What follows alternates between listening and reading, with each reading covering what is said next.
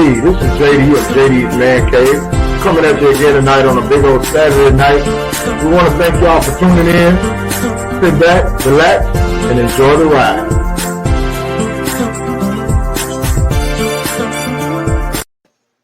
Hey, what's going on, y'all? This is JD of JDs Mancave, and we here again in Houston, Texas, baby. 7 o'clock. You know, that's our regular time that we're going to show up and give y'all a little bit of information for the week. And we have had a glorious week. And I got my co-host here with me, Big Red Joe. How y'all doing out there? Yes, sir. We here again. We got some topics that we want to talk about. We're going to start off tonight with a topic that we kind of ended with last week that we kind of ran out of time on.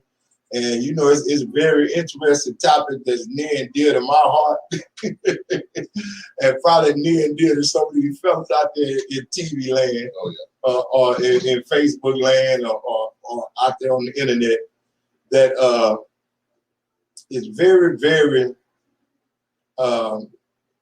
pertinent in a black man's life, because we have so many families that end up, you know, broken homes and separated parents, you know, that they decided to have kids, but decided that it wasn't good for them to be together for the sake of the child only. You know, there's so many different aspects that come up to cause a single parent home in our black community. You know, sometimes it's incarceration, sometimes it's, you know, it's just numerous things that happen in our families and in our community. And the big one that we're going to talk about, and we started talking about it last week, was child support. Child support is just what it is. Child support.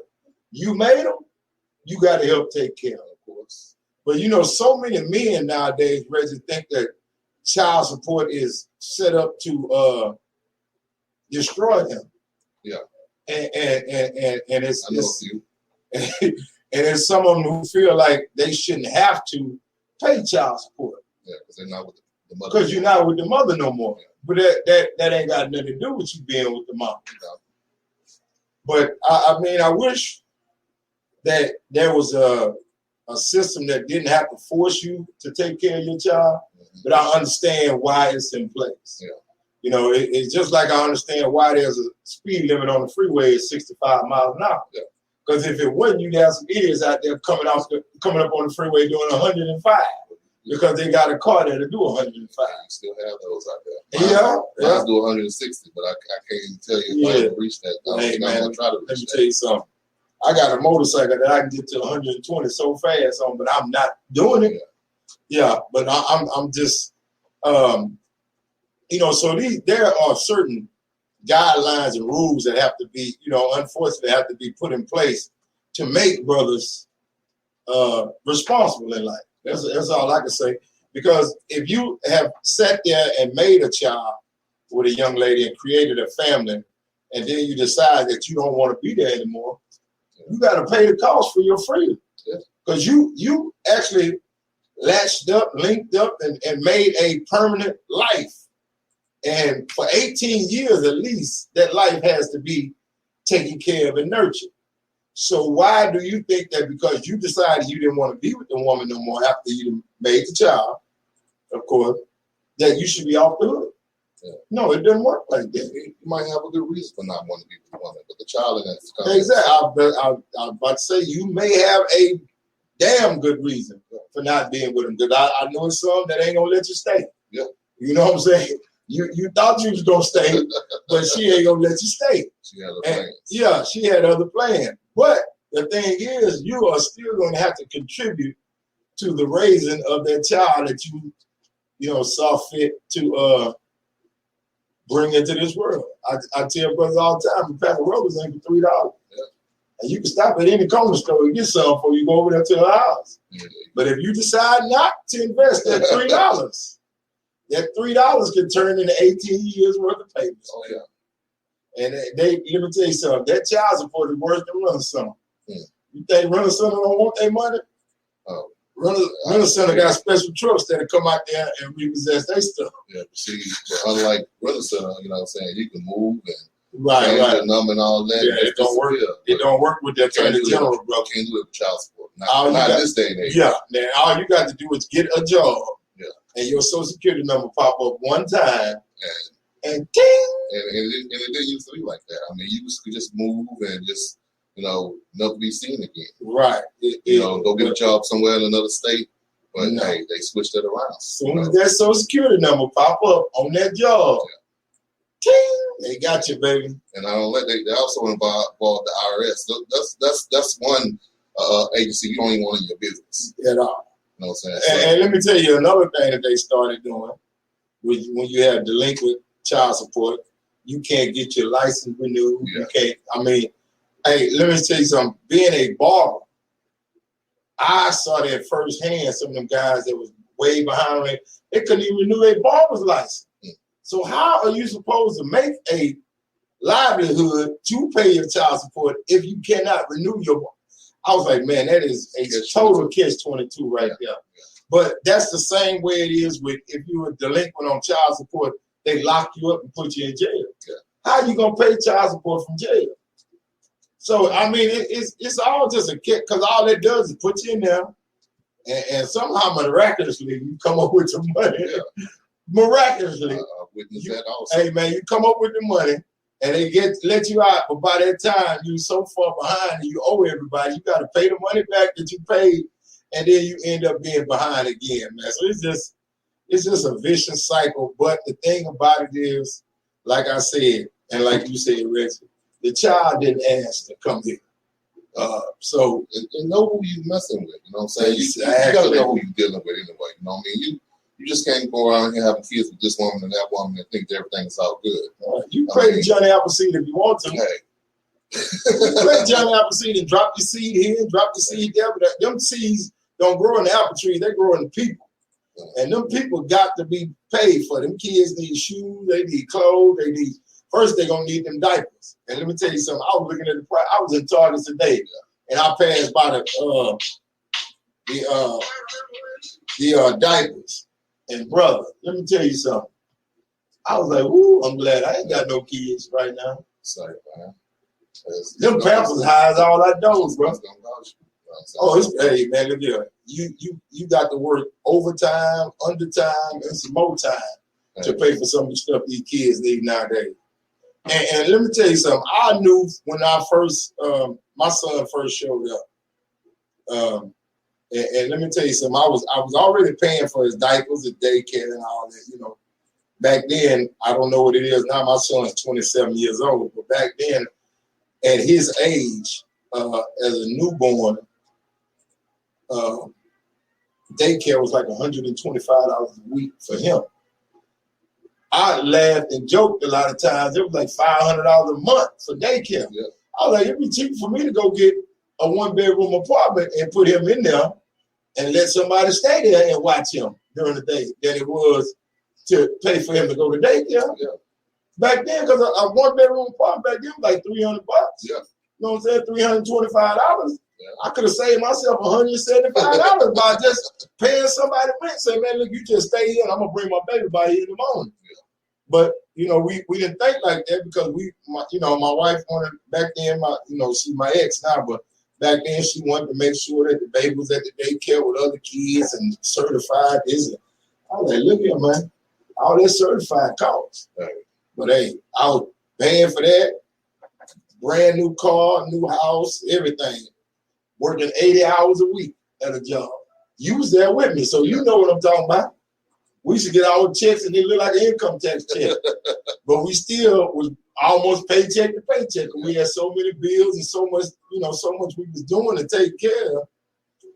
That man, look here. Let me tell you something. Ain't nothing like when that first light bill come in your name, bro. Oh, yeah. Hey, all the fun is over with. It's over. Yeah, it's over with. Life begins. Yeah, life begins. All the kicking it and just Jimmy jacking and having fun around it, over with, baby. I used to wonder, why did I even jump into that? I could have just stayed around with my grandparents. Yeah, man, look at me and my sisters laugh and joke now. We say, man, remember we used to sit around and say, man, I can't wait till I get grown. I'm like, what the hell is we thinking about? doing back then, thing. yeah, back then I could walk in the refrigerator and open it up. There's always something in there. I flip a light switch, it came on. I ain't even know it was a bill associated with that flipping and then opening that refrigerator. I just knew it was there. But hey, man, look, life comes at your fans. Like, the best thing you can do is be prepared. That's all I can tell you. But yeah, if they talk about child support, I think it's a necessary evil. Yeah. You know, it's just like, to me, like I said, speed limits, the penitentiaries. Because let me tell you something, I've been in the penitentiary, and I sat next to some guys that I'm glad they still in there. You know what I'm saying? You don't want to live in no lawless community anyway. Right, exactly. Everybody just doing what they want to do. Exactly. You know, we ain't gonna be down with everything. Yeah, we talk about the laws, but we need the laws. Yeah. You know, and my thing is we need to get out and vote and make sure that the laws are justifiable, and that they're at least on a level playing field. You know, because we don't want laws that would only target one skin color as opposed to the other. But you wanted to talk about child support. I'll let you go ahead and talk about it. Well, I was on social media one day, and a relative of mine was speaking on how child support was used to keep the black man down. And, you know, it started in 1975, and I was like, you know, he was partially right. You know, officially, as far as everything that had to do with child support, a lot was happened in 1975. Right. But it happened way in the early 1900s. Well, you know, it didn't have anything to do with black people. It had to do with white men leaving these white women with kids and going off and starting a new family, and not supporting the white kids that they left behind. Exactly. You know what I'm saying? I'm not saying that we as black men weren't doing that back then. I wasn't there. I'm pretty sure we were. I'm pretty sure everybody was doing yeah, I'm sure they were. But there's always more whites in this country than there is black. So I don't think they specifically made this a law to attack the black man, because they never wanted us in the home anyway. Exactly. You know, so just to let you know that it started in the 1900s, the early 1900s, and then it got established in the 1950s, where, you know, you only could pay child, you only had to pay child support up until the child was 16 years old. I guess they figured the child could get out and work again. I'm not sure why. That was more, you know, it's just like every year you see, you know, the age limit of adulthood back then was 16, because the average lifespan was only like 30-something years old. Yeah. You know what I'm saying? But as the lifespans got longer, then they made legal age up to 18, you know, so you can go in the military and all of that. Then you see that they made drinking the age for cigarettes up to 18. Then they made the legal drinking age is 21. You know, so it always raises because of the sign of the time, and that has to do with life expectancy of Americans. And right now, you know, with a good health plan and going to the doctor regularly, you can easily live to 70, 75 years old. Now, 75 years old back in the day, you was a modern miracle. You know what I'm saying? Yeah, you lived to be 70 and 75 back in the day, man. Look at you. You was a dinosaur. To them, people came to your house just to see you. Yeah, I just want to see what a 70-year-old look like. Yeah, because most people die from something early. You know what I'm saying? Whether it be malaria, polio, what is it called? We didn't know a lot about medicine back then. Right, well. exactly. So, you know, it was things that, you know, medical science is different now. You know, exactly. You figured out how. I mean, just think about it. Some things are by accident, but some things on purpose. But they just work towards helping someone live longer. Right, exactly. You live your life right. Right, exactly. That's what I'm saying. So that's why those ages you'll see early, you know, earlier years that they were lowered. Now they pushed up because, you know, now you got to pay for the child until they're 18, or if they go to college, then you got to continue to pay even while they're in college. Well, I don't know if that's true, because, like I said, I've experienced a lot. Yeah. You know, my wife, she had a son, and when he turned 18, it was just cut off. Even though he went straight to college, the judge wouldn't continue it up. Oh, okay. He was 20. Now, I'm not saying it's not true for someone else. It may. Yeah, I thought it was. Is that true, producer? that if the child goes to college, they got to keep continuing paying child support? Yeah, so they're supposed to keep. Yeah, they're supposed to keep. I just know that's what personally from my experience that it didn't happen. Right. I mean, so, they have to keep paying.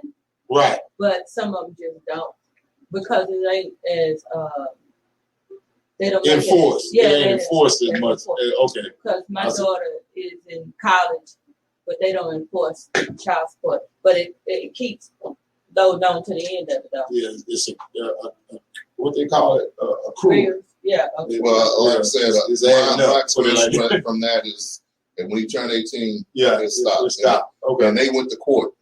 Right. And the judge, he stopped it at 18. He didn't know, even though he was in college. Now, he continued to help his son while he was in college to a certain extent. But, that was his own doing. Yeah, officer, that's only fair, though. Let me tell you something, man. I don't understand parents who have kids who strive to do it right and are go-getters, as I call them, or self-motivated children, and you don't encourage them and help them in their endeavors. I don't understand that parent right there because you got so many kids who don't want to do anything, ain't trying to do nothing, and we'll tend to reward them rather than the child that's trying to do something and trying to better their education. You back up off of them. And that is crazy. I wish I could explain that myself, Right. Man, look at it. There is no explanation for it. I've seen it time and time again. I still can't explain it at my age right now. I don't understand it. But like I said, I don't see why we tend to do that. But that starts even at an early age when you buying kids Jordans and they making D's and F's at school. What you rewarding foolishness? And when you reward foolishness, you are invited into this world. It will stick and stay. Because if I ain't having no consequences, I do whatever. Yeah. You know what I'm saying? A person without consequences is dangerous, bro. Yeah. A child without consequences is even more dangerous. Yes, ma'am. Bernard Lane says, Texas don't play. He also says the attorney of Texas will come for you. And women know that. Yeah. The attorney general. That's right. Yeah. Let me tell you something. And that's probably where your cousin was coming from when he was talking about it was set up for the black man, because that's true. Black women know that the attorney general is their own personal guard dog. Yeah. It's like having a pit bull that you know is vicious, that you keep him in a cage, but let somebody come by your house you don't like, you, hey, get him. And that's the way they do their baby daddies. So I tell people all the time, one of the worst things you can ever have in your life is a baby mama. See, you can have an ex, but a baby mama, ooh, that's a vicious creature, man. Believe me, I've escaped that, and I'm glad that's never happened to me. I've never just had a baby with a woman, and we just broke up. And right. So I could see it that if that woman did have a child for me, I'd say, man, I'll be in a world of trouble. Let me tell you something, but you haven't seen it. You haven't experienced it yourself, but I'm sure you've seen a lot of your partners. Oh, I've seen it.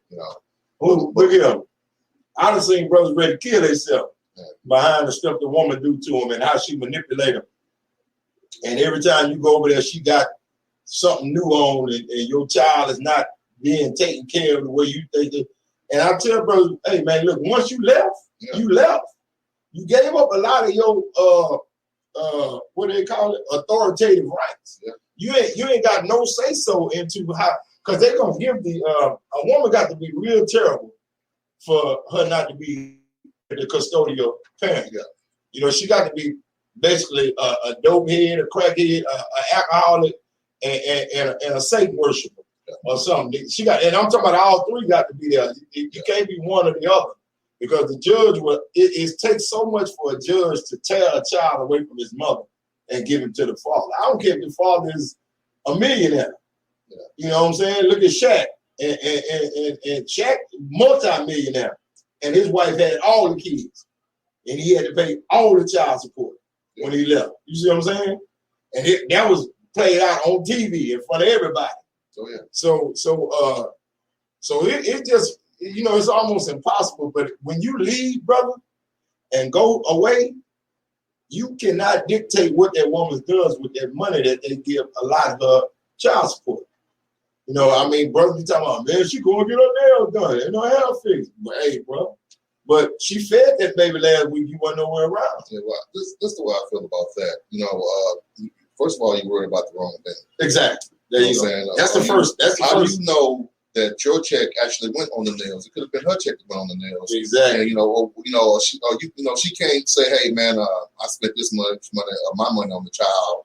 And, you'll never know none of that. You'll drive yourself crazy worried about her looking good. Now, if your kid's just raggedy, hey, man. You know what I'm saying? I understand you getting upset, but your kid's been well taken care of. Why you worried about just because your check came that week and then you see that she got her hair and her nails done and you assume that that's how she got it done.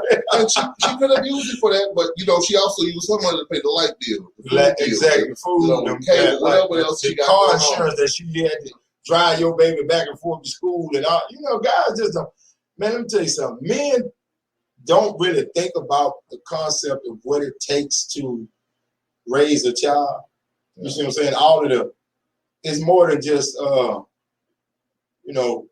putting food on the table. And I mean that baby need insurance, that baby need shoes. Because I know when I was a kid, I ran through shoes like you know what I'm saying, I needed a new pair of shoes every other month almost. Playing football, then I'm out there in the street, running them over on the curbs, tearing outside. Oh man, I'm hook sliding on the concrete and everything. Those jeans, what they call tough skins. Tough skins. They were tough skins. They come from Sears and Roebuck. Yeah. Hey, brother, let me tell you something. My mother kept me in them because I would tear up anything else. And I told prepare them a few times. Because I was hook sliding on the curb, playing football, basketball, kickball, whatever ball I could find. And I ain't going in there and change no clothes. My mom, I was probably about 11 or 12 when I decided I didn't want to get no whooping no more for playing in my school clothes. Because, back then, school clothes was just clothes to me. I didn't worry about school clothes. But, hey, man, look at it. My mama got kids don't think like that. My clothes got to get more expensive. Yeah. My mama's whoopings got to being more often. So I was like, I ain't getting no more whoopings for these clothes. As soon as I get home, I would throw me a pair of shorts or some old ragged or something and head out that door. T-shirt might have the collar toe off of it, whatever. But that's what I wore outside to play football. And I went out there in my new clothes. Back then, we wasn't all about how good we looked in clothes and stuff. Right. We just got to have fun. Now, the kids nowadays, they want to look good while they're having fun. Exactly. I tell my kids all the time, don't be out there, tearing up nice clothes. Take them off, put on something, exactly. Go out there and play rough and, do what you do. But, we can't just keep afford to buy you clothes after clothes just because you tore them up. It don't work that way. Well, as you already know, as kids, clothes are just clothes. Yeah. We ain't really worried about we didn't even see the price tag. We don't even look at that. We just, Mama, I want this. Or Dad, I want this. That's what we did. We would look. So, but hey, man, look here. It costs a lot for. I would. I know it's well over hundreds of thousands of dollars to take care of a child from the age of birth to to even graduate from high school. I think it's more than that. It's probably it's probably about $500,000. You might not even think that it's that much, but you know what I'm saying. Average, it's about $500,000 from a child from birth all the way to the 18 years old. Especially if you raising kids outside, the way we ate gross. I ate I know, let me tell you something. I was eating like a grown man when I was about 11, 12 years old. So I know, to raise a child our size, you got to have some bread. It may not, like you say, it may not look like it, but you keep accruing that money and adding it up. And man, look at my mama never had receipts to get that money back. Look at, I wish I had the money to give it back to them, but I ain't got that kind of bread. But yeah, child support is a necessary evil. I'm just to say it like that because let's just be honest, men, we tend to run from responsibility, and we have a out of sight, out of mind type mentality a lot of times. And if you ain't living with that woman and can't have that woman no more, let's just be honest, we'll get to a spiteful situation where hell, if I can't see you and I can't be with you, then let whoever you seeing take care of the baby. But whoever you seeing then help her make that baby. You see what I'm saying? That's your responsibility you left over there. And now you need to get your But since you ain't gonna get your butt back over there and take care of the responsibility, send your money over there. So she can do all the business and take care of your responsibility. But you know, men, we have, hey man, let me tell you something. We mature at a late age. A lot of times. You know, our maturity level, some of us never reach it. You know, you say that it's hard for, you know, a judge to, you know, just give the child to the man. Right. I witnessed that firsthand. Why I knew a cat, he was paying child support, he was crying about it all the time, he was doing extra stuff, and you know, the woman was with someone else, and they had kids, and they daddy was paying child support like he was paying child support. So he also had to take care of her kids and his kids. So it was taken away from what he was doing for his kids because he had to do for all the kids. Right. And it was just, you know, and he even had his kids staying with him because his wife wasn't taking care of him where he felt they should, but he still had the issue out there, child support. He used to cry to me every morning about, like, man, all you can do is just do it, man. I mean, he got it. He was to the point to get his kids a lawyer. So not only is he paying for a lawyer for himself, he's paying a lawyer for his kids. She still ended up getting custody. Every time he would try to get custody, she would do something to make it difficult for him to get custody. You know what I'm saying? You just send him back over to the media. I got him now. Now I got him. You know, so you want him, you're gonna have to pay to keep him. Exactly. That's what he ended up having to do. I said, man, you have to stop crying about it. Either just gonna pay to keep him, or you just gonna let it go, man. Just let it be the way it is. I mean, there's just nothing you can do about it. You got your kids with you, right? That's what you really want. You got them. Just keep sending her money. Exactly. And you know what I mean? I hate the sound, you know. Well, I didn't have no encouraging words for him. You know, but Reggie, you let me tell you something. You did the best thing you could do for him. You gave him the truth. Yeah. See, and I tell people all the time, the best thing you can do for anybody is give them the truth and let them do what they want to. You know what I'm saying? You can't. You know, it's better that you, hey man, yeah, I think you ought to do, and you already know that this man gonna fail these times. So what good? I hate to see him coming. Hey man, because you knew it was a story coming. It was a story coming. Yeah, you know it was. He had the violin on his chin and everything while he was talking, whining and crying, and hey man, look here, bro. He came with his own theme. Yeah, hey man, look here, bro. You signed, like I always tell my wife when something happened in our relationship, and I'm like, okay, I'll be like, but I signed up for this. Yeah. And you signed up for that. You decided to have children with that woman, that particular woman. Believe me, she didn't just get like that. She was like that while y'all were dating. Before y'all had kids, she was like that. She had all them same attributes that she used against you now. Yeah. And you thought it was cute back then. It ain't so cute no more. Nah, you see what I'm saying? No, it's hitting his pockets. Hey, man, look at it. Matter of fact, he stopped wearing pants with pockets.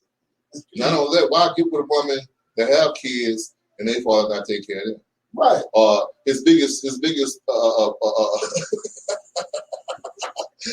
when the deadbeat father would come and bring nice gifts for his kids. His kids are sitting up looking at their kids getting all these gifts that they probably could get, but he spread it out amongst all the kids. He knows something. So that was really hurting them. And I was I felt for him. I was like, man, I don't know what to do about that. You know, either you shouldn't even marry this woman that's not doing. Now you take care of his responsibilities. She's not even working. The one wasn't even working either. Oh, so my God, you take care of all of it. But that's what you signed up for. Hey man, let me tell you something. It sounds good though when in the beginning. Yeah, but let me tell you what that situation was. He need to go in his prayer closet and cry every night to God just answer his prayers. That's all I can say. That's the only. I said, bro, you need to get you a prayer closet in that house and be in there every night. And when you come out there and get through crying, you ought to be dressed out like you've been in a swimming pool, man. Let me tell you something. That was the only because the thing was that woman who wasn't working. Let's say that. She had the time to be down at the Attorney General's office every day, making sure that man who was working, that had kids with her, she wasn't doing her part. Yeah. See what I'm saying? That's where the first problem was. She wasn't doing her part. See, and he was doing too damn much. That's all I can say. Well, hey man, he was doing too damn much. The person I feel sorry for was his kids, because I can imagine as a kid. You know, and you got stepbrothers and sisters, and you watching them getting all these elaborate gifts, that you wish you can get, that you want, but you can't get them because your dad is using the money he's spending on you to spend on all of y'all. Exactly. You know what I'm saying? So I'm pretty sure there was a lot of hatred going on in this household. Oh man, let me tell you something. It might have been a couple of stabbings in his body. I'd be like, hey, I don't know what happened. He fell. He was running with a knife. I don't know. I ain't got that butcher knife. I felt he was doing the right thing as a man. Oh, he was. But you know. But let me tell you something. Sometimes, even in doing the right thing, you need the right kind of help too. Yeah. See, like I said, that woman who was not working. You just said she wasn't working. Wasn't working. Every morning, I'd have been dropping her off at the Attorney General's office before I went to work. I'll be back to pick you up after you get something taken care of today. If you don't get that taken care of, I'm not coming back to pick you up. You catch the bus. Yeah, that's man. Look here. Sometimes you got to put your foot down, brother. Yeah. You can. Let me tell you something. I'm going to go take so much pain before I holler. And when I holler, I'm going to holler loud. Yeah, we hollered. You only hollered to me. You know, but he hollered to the wrong person. You know, at first I was like, you know, I listened to it, but every day he come home, he come to work, I was like, oh, here we go again. I can see another story. Right. I don't even know what to tell you, brother. You know what I'm saying? You get a real tough situation. Yeah, he the toughest one. I mean, when I say crying, I mean tears in his eyes. It wasn't like I'm just saying he was just making noise. Really? He had actually tears in his eyes. I'd have been crying too. I had a handkerchief. I had one in my pocket, one in my back pocket, because I got to cry. I'd have been snotty, blowing snot, crying. I'm crying so hard, man. That is a killer right there. You just described. But the thing about it is, like I said, he had another outlet, but he would have had to been, and like you said, I would not have even signed up for that duty if she was not. Before we got married, you would have to get the child support straight where it was enforced, where he was paying before I even took on that, you know. But you know, so many times we want what we want. We don't do it in God's time, and it's not when it's supposed to. And you know, the Bible tells you when God is in something, He adds no sorrow. You see what I'm saying? If he was supposed to be with that woman and be in that family, that child support would have been taken care of. You see what I'm saying? He would have got that straight before he did that in his time. He didn't do that in God's time. You see what I'm saying? So you got to understand when something ain't right, and you know, sometimes we so hard-headed, we do what we want to do instead of what we need to do. You know, and that's what sound like happened to him. And you see, hey man, let me tell you something. And what they say, ain't no sense like bought sense. Yeah, when you pay for something and you pay us for a sense, yeah, you learn it fast, brother, and you keep it. I always wonder what happened to that cat. You know, what did he end up doing? You ain't seen it on obituary page. When he killed himself. Well, I lost touch with him years ago. He lost touch with himself years ago too.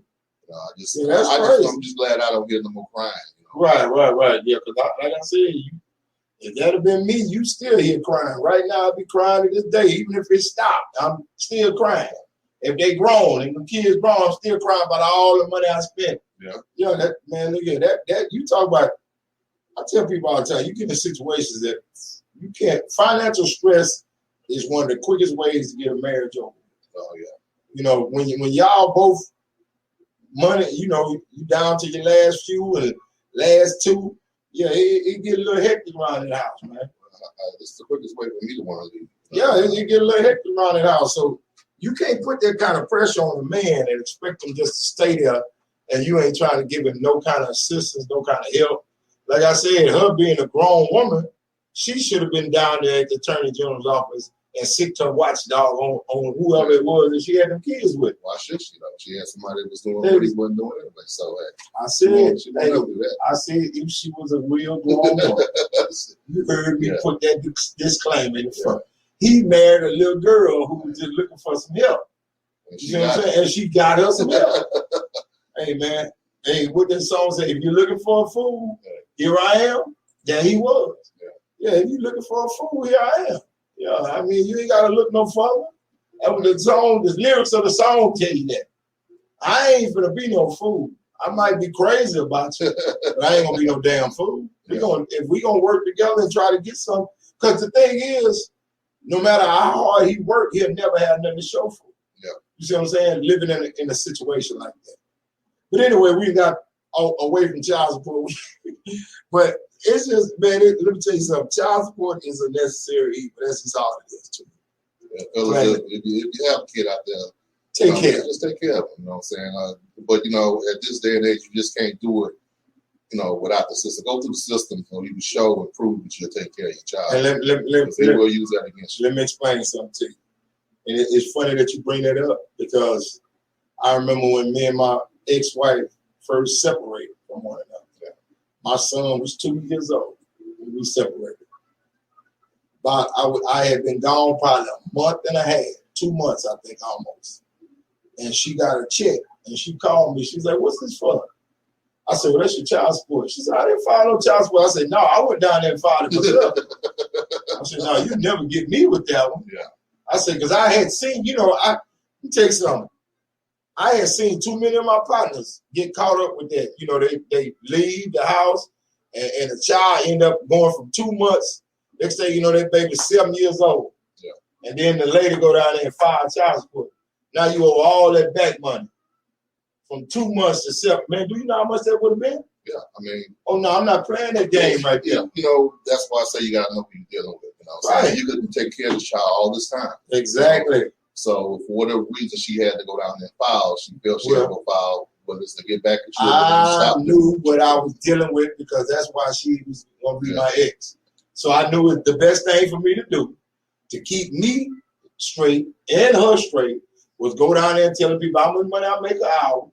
And y'all go on and set up my child support off of this right here, because I'm gonna be getting a raise later on. I need you to bank it off of this right here. I don't need you to worry about my raise. Yeah.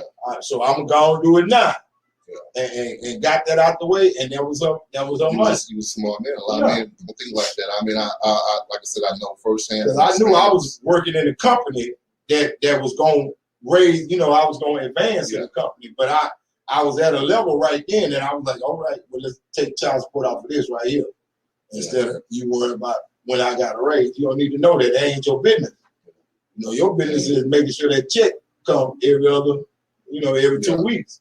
And another thing, fellas, don't think that just because your woman had a child out of wedlock, outside your marriage, and that you're not responsible for that child, you're legally that child was. Let's talk about that. So if that happened, you need to go and get that set right then and there. Go to court. Look, man, this is why we get a divorce. Right. If you wait years later when you can take it, they're not against the offering this child. They're not going to do it. So you're just responsible. It's up to the woman to say, hey, man, well, that's not the child. I'm not trying to get it for that child. Some of them might do it, but a lot of them, hey, man, that's extra income coming in their pocket. Let me explain something to you.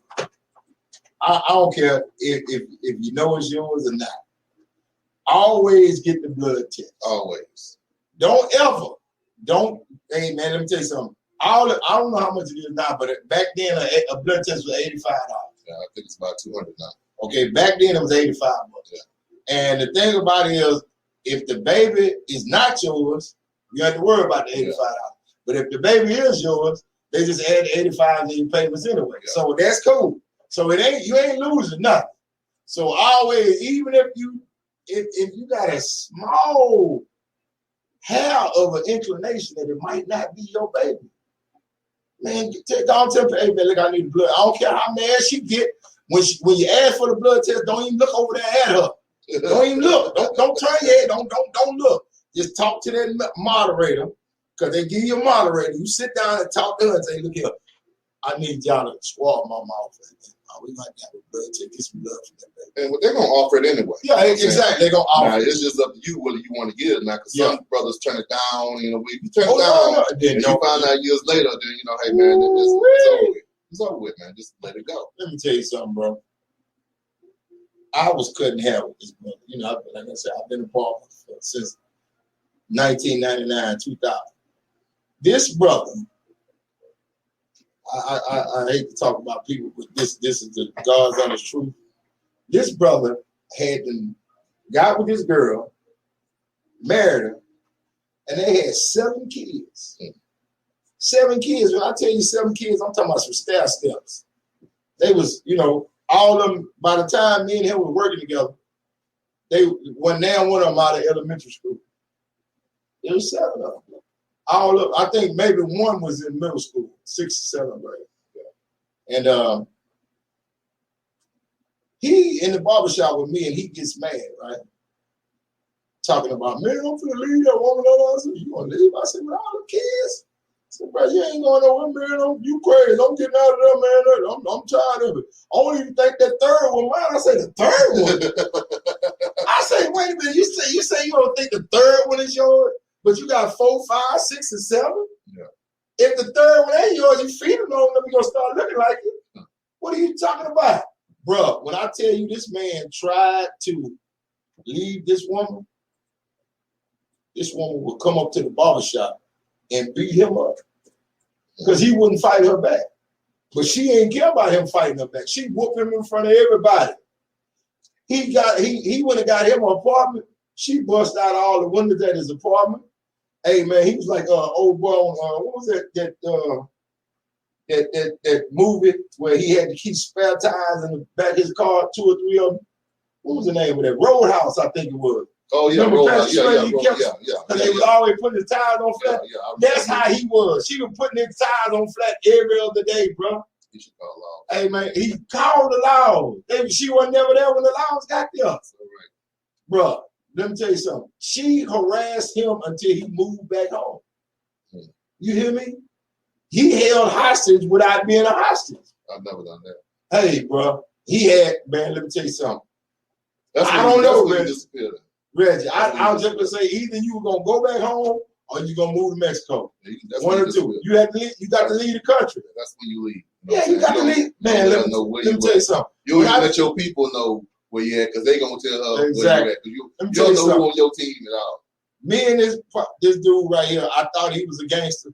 I realized who the gangster was in the family after he tried to leave. She was a real gangster. His gangster never would have matched hers, bro.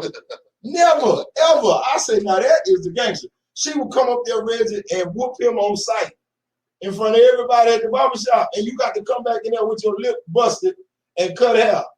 Boy, hush. I'd have held her in the headlock till the laws got there. That's what happened. That's what had to happen with me. I ain't finna sit out here and take no whooping every day. Yeah, no. I mean, I'm all for man. I don't think a man's supposed to hit no woman. Now, I'm not condoning it. Don't get me wrong. But you ain't gonna keep putting your hands on me every day, busting my nose and my lip. You can be mad at me if you want to. You gotta stay in your lane. Exactly. I strongly believe stay in your lane. That's it. That's all I had. But yeah, that was the craziest shit. That was one of the craziest situations I ever seen in my life. You gonna say I don't even think the 3rd one mine. The 3rd one. So if you don't think the 3rd one, why did you lay up and have 4, 5, 6, and 7?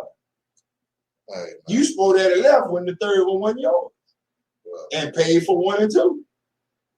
Like I said. And then that's why I said what I said. See, let me tell you something about a man trying to leave a woman like that. First of all, she know ain't nobody else gonna want her with 7 kids. No, it's always somebody though. But man, look here, it's gonna be difficult. But let me tell you something. It might be somebody, Rich, but it might not be the kind of somebody she wants. Yeah, but you know what I'm saying? Always somebody with bleeding. I got a cousin, she had 10 kids, and it was always somebody willing to step in. I'm not saying they're gonna do the right thing because they might be able to come. They might want somebody willing to step in and do something. I guess you're right. Bro, ain't no man gonna latch on to and marry her with 7 kids. I don't think that's gonna. I mean, it happens. Hey, you may be right, bro. It happens. Let me tell you something. They got. I guess they got. Never mind. I ain't gonna go there. But I ain't had nothing like that. That made me. I ain't never had that. I don't want to deal with all the baby daddy drama. You have about 5 different baby daddies. You'll sit there and you'll deal with all that. That's what I'm thinking about more so than anything.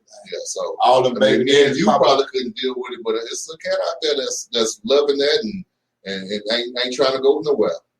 Well, guess what? He's a better man than me. I guess. I would say he's a better man, but he has lots and lots of patience that I know that I don't have. Bro, I'll be a patient before I had that kind of patience. I'll be a patient in the hospital before I had that kind of patience.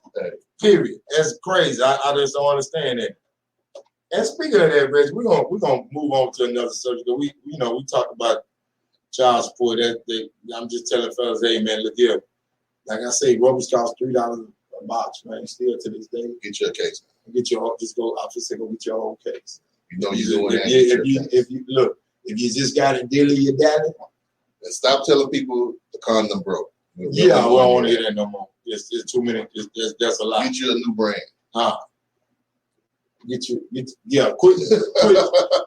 Quit using them ones that you got from the free clinic because they free for a reason. Yeah, because they not good quality. Go and spend your little $3. When you get that 40 ounce, go and get that 3-pack too. That's all I can tell you. Just save you a whole lot of trouble. Yeah. But anyway, let's move on to another subject. My next topic I want to talk about, Reggie, is boys to men. Now, what I mean by that is, I'm not talking about the singing group Boys to Men, although I do like their music.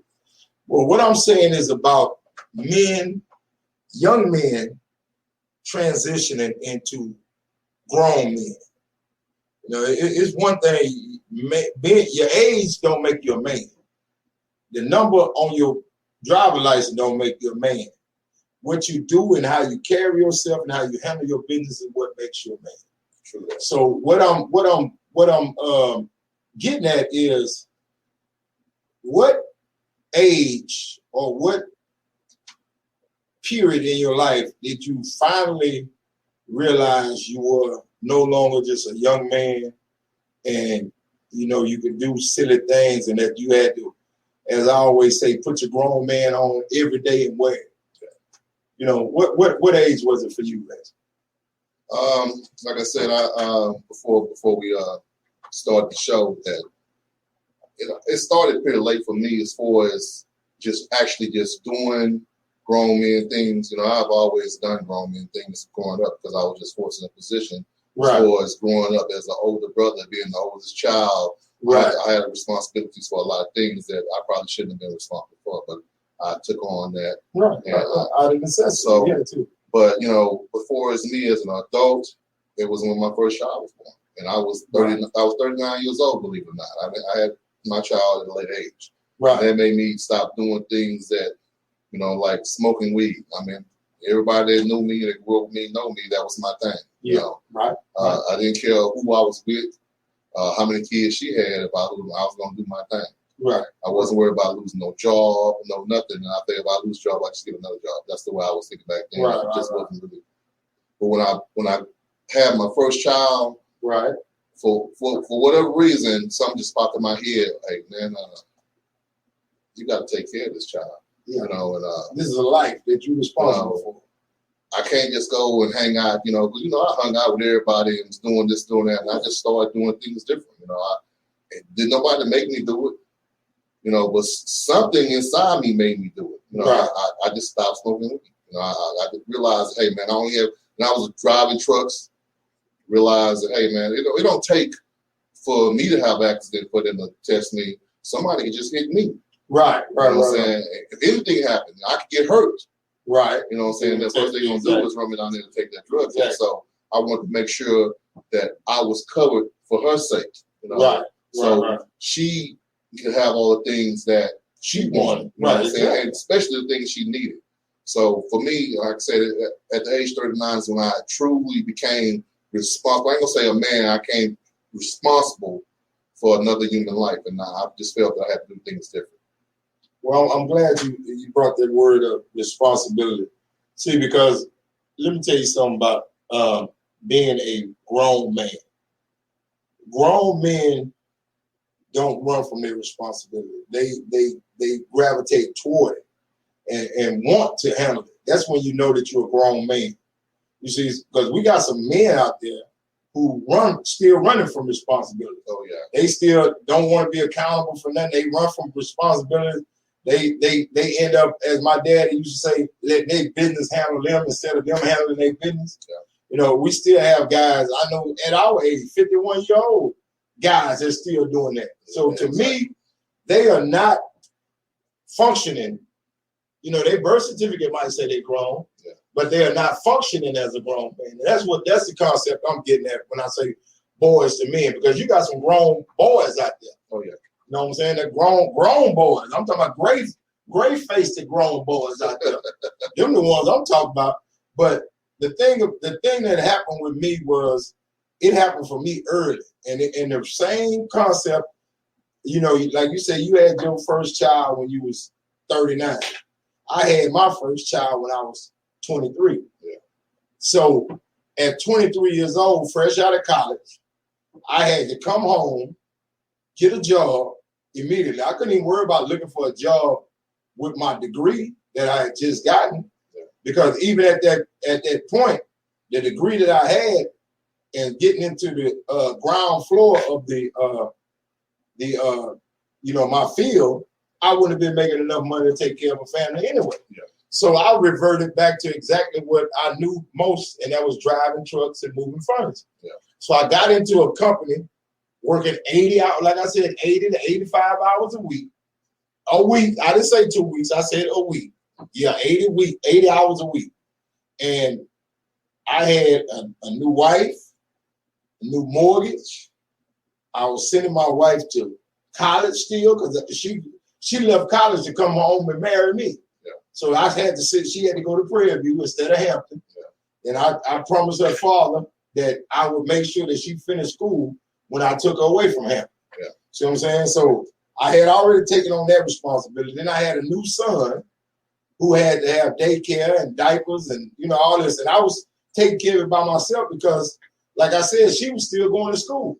So she didn't have time to look for a job and go to school, because she was going to school full time, you know, a 12-hour day driving to Prairie View and driving back home every day. And just bought a new house out in Katy. So I had to take on responsibilities and become a grown man overnight. Yeah. I went from partying with my fraternity brothers in college, playing football on the football team, partying and hanging out with them, to instant grown man stature. Yeah. You know what I'm saying? In a matter of 9 months. Wasn't no failure. And I couldn't see no failure. Couldn't afford to fail. Couldn't afford, exactly. I couldn't afford to fail. There was no opportunity for failure for me. So that's when I knew that I was a grown man, because I handled everything and nothing ever lacked in my household. But I came from a hardworking father who showed me, you know, a hardworking mother too as well. My mom didn't always had a job, a good job. You know what I'm saying? My dad always was a hardworking man. So I saw what the fruits of labor did for a household. So I was not going to be one of those kind of cats that laid around and just thought it was going to fall out the sky. I knew the only way for it to fall out the sky was for me to fall out the bed and get my behind to work. Yeah. You know, so I knew, you know, I just came from that type of mentality. So I thank God that I was able to, at that time, transition so quickly. Yeah. You know, because my marriage didn't fail because of finances. My marriage failed because all I thought I had to do was provide. Yeah. You know what I'm saying? I wouldn't take care of the rest of the stuff. Yeah. You know, and I put it like this. I tell people all the time, my first marriage didn't fail because of what she did. Yeah. It failed because of what we did. You know, I didn't know what being a husband really meant. She didn't know what being a wife really meant. You know what I'm saying? We were young. I was, 22, 23 years old, and she was like 19. Yeah. You know what I'm saying? Because when we got together, I was like a junior or senior, a fourth-year senior, and I ended up going there 5 years, but I was like a fourth-year senior, and she was a freshman. Yeah. So we had a nice little age difference. So she was still a baby, and I was still a baby, in my mentality. But you know, that's why my first marriage failed, because you know I still carry them attributes right now, that a man is supposed to provide and bust his butt. And, yeah.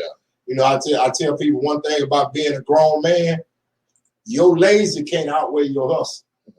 If your lazy outweigh your hustle, you ain't no grown man, dog. Yeah. Because let me tell you something. The worst thing I ever wanted to do as a man, because my parents never did that to me, was tell a child we can't get something you need.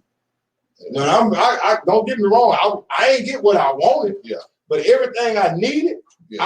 I was able to have. Yeah. You know what I'm saying? I never went to bed hungry. I never went to school without no shoes. I never went to school without, without clothes and stuff like that.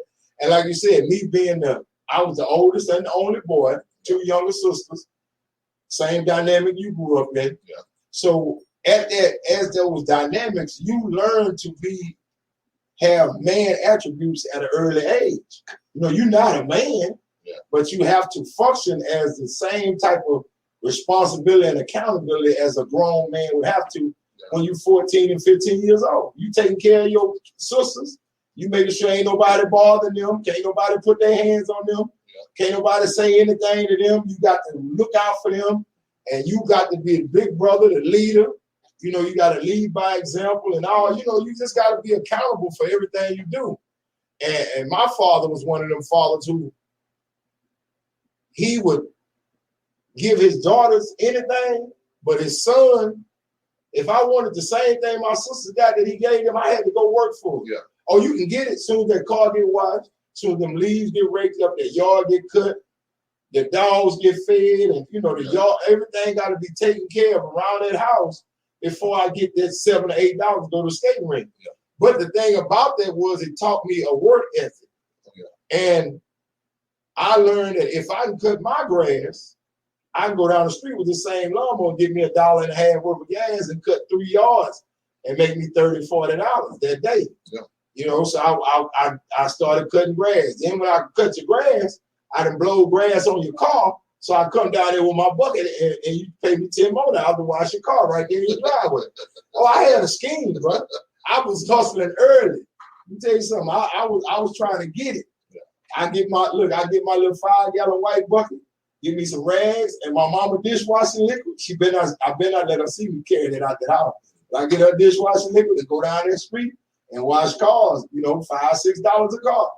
Yeah, and I give me about 6 or 7 cars in, I done made me some good money. I'm back, by the time a day over to Saturday, I might have me $100.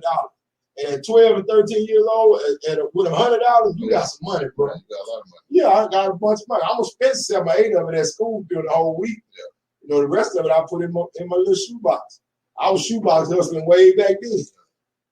Yeah, that's how you do it, man. But it taught me a lot, and I'm thankful for the lessons. And I see so many young men nowadays without that guidance in their life. Without growing up without that guidance, they're being. Now, don't get me wrong, women, y'all are doing, as best job as you can. But it takes a man to teach a young man how to be a man. He has to see it happen. He has to see a mother and a father in a household working together and making ends meet, as they say. You can tell a child anything you want to tell him, but let me tell you something about kids.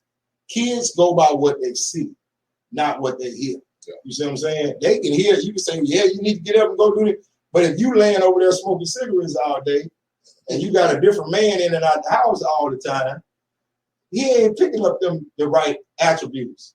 He ain't picking up the hustle and Now, don't get me wrong. Some kids learn it out of necessity. Yeah. Because they have to. They want something out of themselves. Sometimes sometimes you realize that's not what you want. Yeah. I always tell people I learned not to be a crackhead from a crackhead. Yeah. I learned that I didn't want to be a crackhead. I saw the life they was living. So that taught me never try crack. Because I knew I wasn't no stronger than them. So all it takes is that one hit sometimes. And I didn't want to be that one hit cat. And they be like, hey, man, you seen remember JD, man? Yeah, I don't need them stories right there in my life. Yeah. So I understand. But sometimes it can work in reverse. But so often it doesn't. Yeah. Is what I'm saying. So we have to put forth good work ethic and whatnot in our kids when they're being raised and reared. They say raise a child in the ways that you want them to go, and they won't depart from it. So you got to instill that in the kid early and make it a habit of theirs. Because I had a job, Reggie. Sometimes we go to work at 6:30 in the morning. We might not get off to 2 o'clock the next morning, and then be right back at work for 6:30 in the morning. Yeah. Do you know what kind of work ethic it takes to get up and do that 6-7 days a week? Well, you got to want to do it first. You gotta have a bunch of want to in you. Right. See, and I tell people it's better to function out of a want to than a got to. Yeah. See, a got to is a terrible situation to be in. I'm telling you, I've been in a got to situation before, and I ain't like it because that's when your business can go wrong. Will go wrong, and that's when your business is handling you instead of you handling your business. But see, when you function out of want to, you handling your business. Because if something come up, you got some extra for it because you've been putting up. You know, it's just like the old.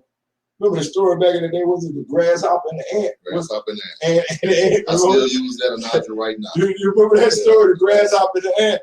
Yeah, the grasshopper and the ant. You want to be the you want to be the ant. Who stores the ant? You want to be the ant. You don't want to be the grasshopper. Yeah, it's that stored up everything. And when winter came, the grasshopper didn't have nothing.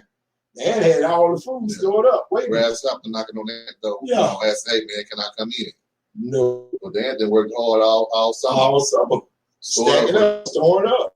Yeah. You got they tell you these stories as kids, and if you catch on to it, they're trying to teach you a lesson right there.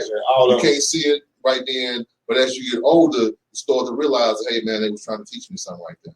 And you know what? I remember an old book that used to be one of my favorite books, Aesop's Fables. Mm-hmm. Remember that book we used to read in elementary school? And all the fables about the dog with the bone in his mouth. Yeah. And he seen his reflection. He was so greedy that he tried to get the bone that was in the other dog's mouth. And when he opened his mouth to get the bone, he just fell in the water.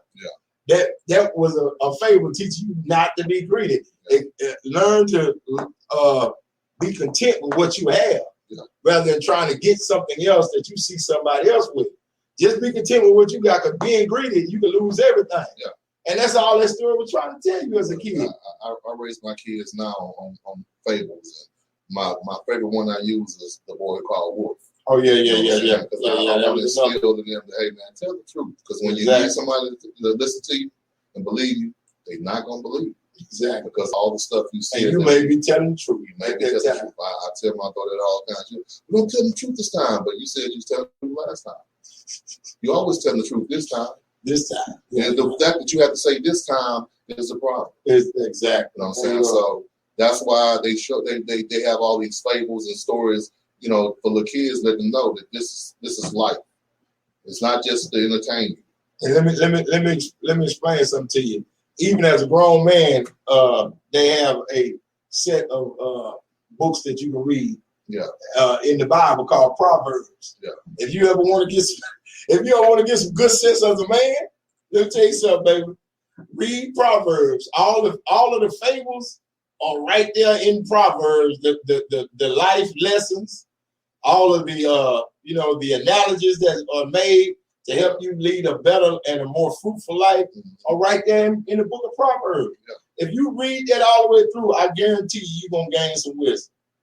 Because let me tell you something. Like I said, Aesop Fables was my favorite book as a kid, but my favorite books in growing up and being a grown man is Proverbs. I read Proverbs all the time because it gives you little clues as to how to govern your life and how to live life better and more prosperous.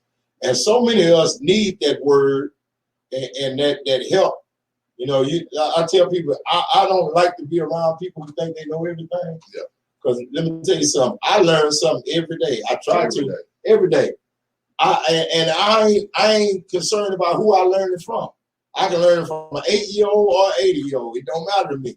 But if it's something that I don't know and they got it, I want it. Give it here. Let me get it. Let me hold it. Let me be in my life and let me use it. You know, but we got to get away from the know-it-all attitudes, the can't nobody tell me nothing, you know, I'm a grown man. They hating on you. Yeah, all that. Let me tell you something, man. That's the favorite topic. They hating on you when they tell you something. Right.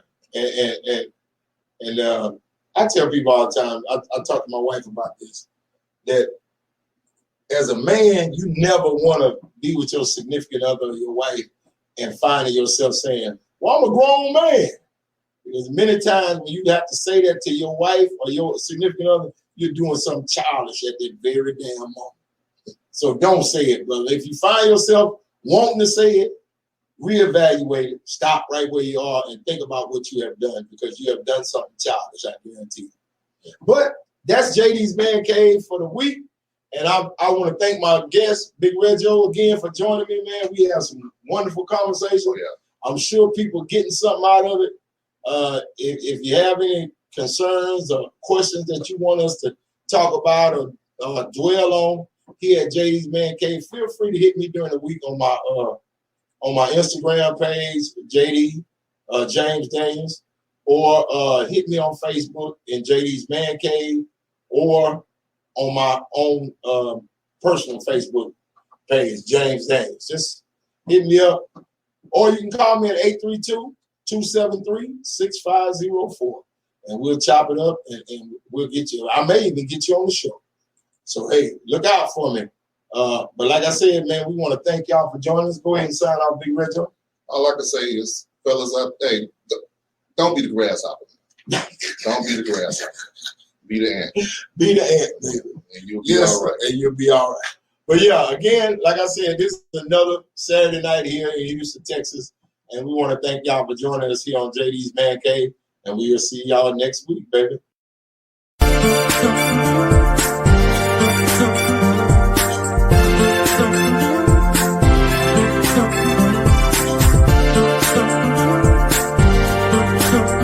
Hey, this is JD of JD's Man Cave, coming at you again tonight on a big old Saturday night. We want to thank y'all for tuning in. Sit back, relax, and enjoy the ride.